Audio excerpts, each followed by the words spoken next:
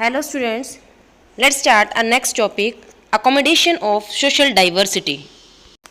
Social diversity अब हमारी country में है, हर रिलीजन के लोग हैं, हर कास्ट के हैं. डाइवर्सिटी तो हर जगह देखने को मिलती है, लेकिन इसको एकोमोडेट कैसे किया जाए. It will be a fair expectation that democracy should produce a harmonious social life.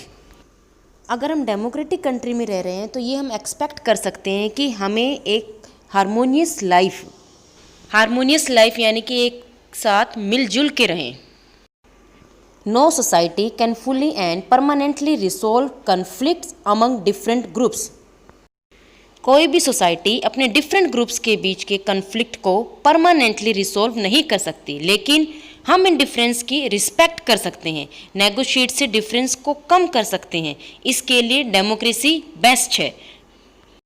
अगर कोई नॉन डेमोक्रेटिक कंट्री है, मोनार्की है या डिक्टेटरशिप है, तो वहाँ ये पॉसिबल नहीं है. वहाँ अगर आपका रिलीजन या कास्ट को लाइक नहीं करते तो हो सकता है वो आपको मार भी डाले. एग्जाम्पल जर्मनी का हिटलर, आपने पढ़ा हुआ है उसके बारे में. वो क्या थे, वहाँ आर्यन को प्रेफर किया जाता था और ज्यूस को क्या किया, टॉर्चर किया गया था. वहाँ उनके साथ डिस्क्रिमिनेशन होता था. डेमोक्रेसी ऐसी फॉर्म ऑफ गवर्नमेंट है जिसमें एबिलिटी है to handle social differences, division and conflict. हमने बेल्जियम और श्रीलंका का एग्जाम्पल फर्स्ट चैप्टर में किया था. श्रीलंका में डेमोक्रेसी होने के बावजूद वो डाइवर्सिटी को एकोमोडेट क्यों नहीं कर पाए थे. इस आउटकम को अचीव करने के लिए डेमोक्रेटिक गवर्नमेंट को इन दो कंडीशंस को फुलफिल करना होता है. First is it is necessary to understand that democracy is not ruled by majority opinion. Majority always need to work with the minority. Majority और माइनॉरिटी को मिल के काम करना होगा, चाहे वो किसी भी बेस पे हो, चाहे कास्ट या रिलीजन. उनको आपस में अकोमोडेट करके माइनॉरिटी के साथ मिल के काम करना पड़ेगा. श्रीलंका में भी हमने यही देखा था, वो माइनॉरिटी के साथ अकोमोडेट नहीं कर पाए थे, तभी उनको वो प्रॉब्लम फेस करनी पड़ी थी. Majority and minority opinions are not permanent. आज जो मेजोरिटी में हो सकता है वो कल माइनॉरिटी में हो, और जो माइनॉरिटी में हो सकता है वो कल मेजोरिटी में हो. It is also necessary that rule by majority का मीनिंग ये नहीं है कि रिलीजन, रेस या लिंग्विस्टिक ग्रुप के बेस पर रूल बाय मेजोरिटी का मतलब ये नहीं है कि रूल बाय मेजोरिटी कम्युनिटी हो. फॉर एग्जांपल अगर देखें कि हिंदू कंट्री है तो इसका मतलब ये तो नहीं है कि वहाँ हिंदू की मेजोरिटी है तो वो हिंदू रूल करेंगे. अगर कोई मुस्लिम कंट्री है तो वहाँ मुस्लिम की मेजोरिटी है तो मुस्लिम रूल करेंगे. ये डेमोक्रेसी नहीं कहती है. रूल बाय मेजोरिटी का मतलब होता है कि हर डिसीजन में या इलेक्शन में different person and groups majority form कर सकते हैं. डेमोक्रेसी तभी तक डेमोक्रेसी रहती है जब तक हर सिटीज़न का, चाहे वो किसी भी ग्रुप का हो, उसे मेजोरिटी में आने का चांस मिले, माइनॉरिटी में भी आने का चांस मिले. हर कम्युनिटी के, हर ग्रुप के सिटीज़न के पास चांस होना चाहिए. Yes, our last topic is dignity and freedom of the citizens. Democracy stands much superior to any other form of government in promoting dignity and freedom of the individual.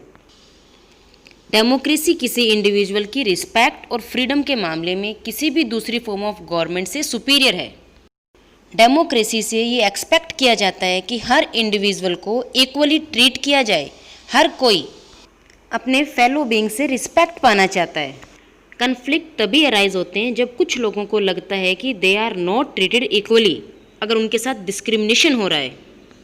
The passion for respect and freedom are the basis of democracy. और world की democracy इस चीज़ को मानती है, at least in principal.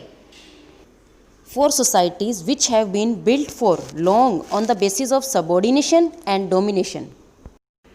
जो society लंबे time से गुलामी में रहे हैं उनके लिए ये फील करना आसान नहीं है कि सारे इंडिविजुअल इक्वल हैं.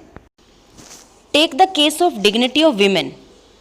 Most societies across the world were historically male dominated societies. World में मोस्टली सोसाइटीज़ मेल डोमिनेटेड ही रही है. पहले क्या था, उनके पास वोटिंग राइट भी नहीं था, और काफ़ी स्ट्रगल के बाद अब ऐसा लगता है कि वुमेन को सोसाइटी में थोड़ी रिस्पेक्ट मिलने लगी है.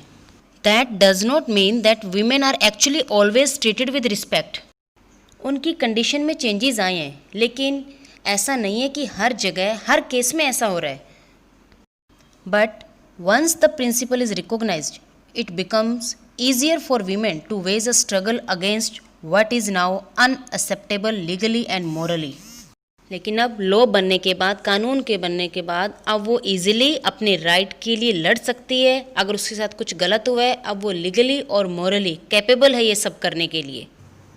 ये डेमोक्रेसी में ही पॉसिबल है, जहां हम डिमांड कर सकते हैं। वहीं अगर हम नॉन डेमोक्रेटिक की बात करें, जहां मोनार्की या डिक्टेटरशिप है, वहां ऐसा कोई प्रोविज़न नहीं है डिमांड करने का।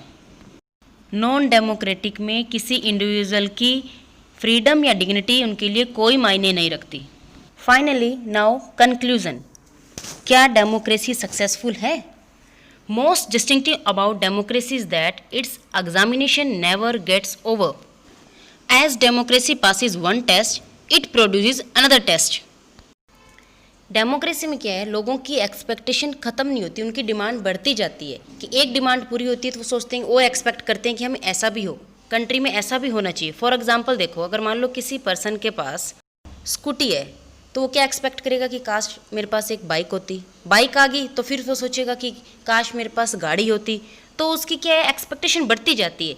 इसी तरह डेमोक्रेसी में लोगों की एक्सपेक्टेशन एक के बाद एक बढ़ती जाती है। जैसे पहले क्या सोचते थे, वुमेन सोचते कि वोटिंग राइट मिल जाए, वो वोटिंग राइट मिला। कहीं सोचते हैं कि करप्शन कम हो जाए, ख़त्म हो जाए, पहले के कंपैरिजन में कम हुआ, तो उनकी और एक्सपेक्टेशन बढ़ने लगी। That is why when we ask people about the way democracy functions, they will always come up with more expectations and many complaints. यही रीज़न है कि जब हम लोगों से डेमोक्रेसी के फंक्शन के बारे में पूछते हैं तो वो अपने एक्सपेक्टेशन के साथ कंप्लेंट्स भी लेके आते हैं। The fact that people are complaining is itself a testimony to the success of democracy. लोग कंप्लेन कर रहे हैं, इसका मतलब ये नहीं है कि डेमोक्रेसी सक्सेसफुल नहीं है। इसका मतलब है डेमोक्रेसी सक्सेसफुल है कि लोगों को इतना राइट है कि वो अपनी डिमांड रख सकते हैं।